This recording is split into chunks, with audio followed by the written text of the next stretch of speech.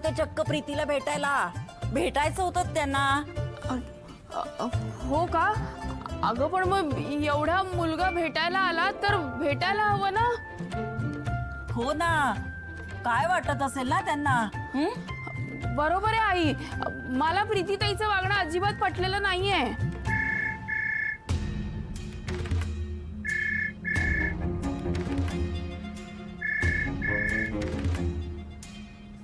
हा मुलगा काही बावळट आहे का?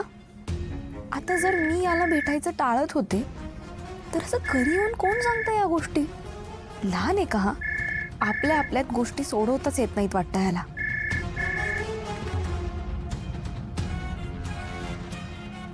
हॅलो, काय झालं? हां हॅलो. अहो मी तुम्हाला बराच वेळ झाला फोन ट्राय करतो पण तुम्ही उचलतच नव्हता. हो का? मी कामात असेल. अच्छा. बोला ना. अहो काही नाही, मला फक्त तुमच्या आवडीनिवडी विचारायच्या होत्या. म्हणजे आता आपलं लग्न होणार आहे ना, तर किमान एवढ्या गोष्टी तरी मला माहिती असायला हव्यात ना. हो, असं काय विचारताय तुम्ही? आणि तेही असं. ॲक्च्युली मला तुम्हाला एक गिफ्ट द्यायचं आहे, पण ते काय देऊ मला कळतच नाही आहे. म्हणून प्लीज सांगा ना, काय काय गिफ्ट देऊ तुम्हाला? मला काय आवडेल म्हणजे असं कसं सांगू मी तुम्हाला काय आवडेल ते? हां म्हणजे आता ह्या क्षणाला काय मिळाल्यावर तुम्हाला आनंद होईल ती गोष्ट मला सांगा. हां. आता सध्या तरी मला 1,00,000 रुपये हवेत. देईल का हा? सुभद्राताई, तुम्ही अशा अचानक? कारणच तसं आहे हो. प्रीती आली का घरी? हो आलीये, पण काय झालं? काय सांगू तुम्हाला ताई, आज सकाळी सकाळी बँकेतले लोक आले आणि माझ्या सुजयची गाडी उचलून घेऊन गेले हो. प्रीती आली होती घरी, म्हणाली मी जाऊन बोलते त्यांच्याशी. तिचं काही बोलणं झालं का त्यांच्याशी? तुम्हाला काही सांगितलं का तिने? नाही. काय चाललंय ताईचं? एकीकडे स्वराजशी लग्न करायचं स्वतःच ठरवलंय आणि दुसरीकडे ही अजून सुजय दादातून मूव्ह ऑनच होत नाहीये. परस्पर ही सुभद्रा काकूच्या घरी जाऊन आली म्हणजे अजूनही सुजय दादाच्या आठवणीत अडकली आहे ही. असं कसं चालेल? नाही, ताईचं हे वागणं मला अजिबात पटलेलं नाहीये. तिच्या मनात नक्की काय चाललंय हे मला कळायलाच हवं.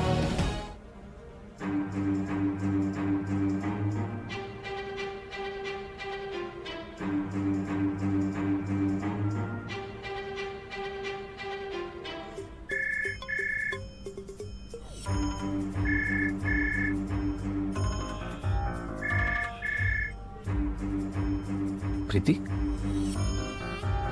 Miss call?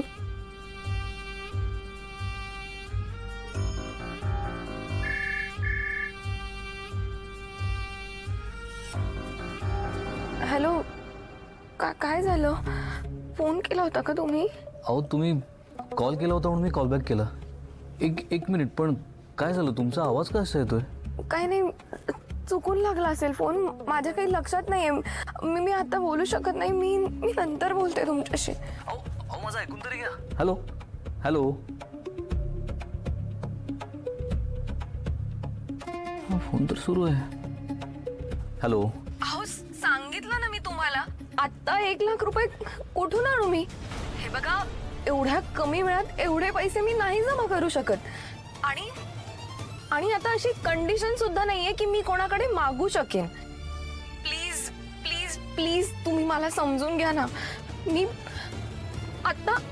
आता कोण देईल मला 1,00,000 रुपये? 1,00,000?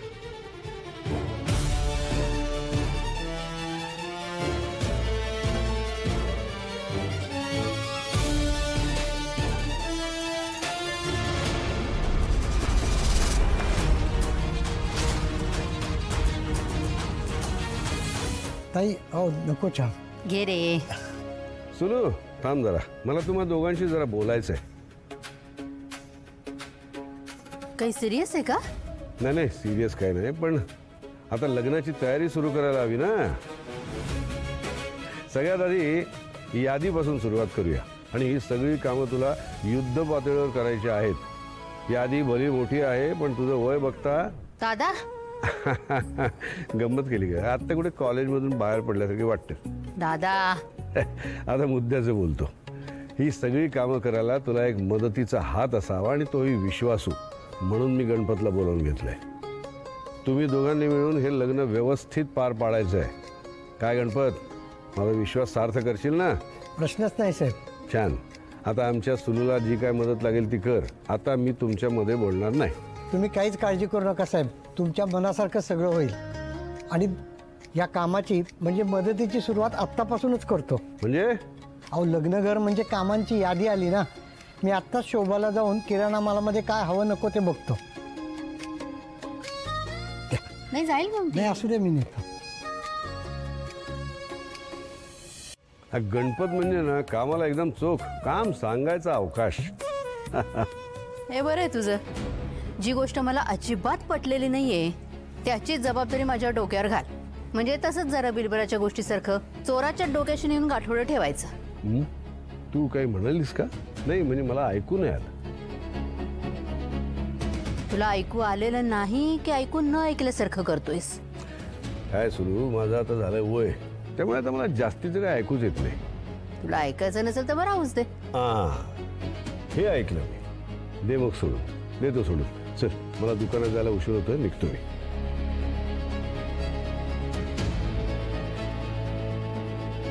हे सगळं तू मुद्दामून करतोय चांगलंच ठाऊक आहे मला.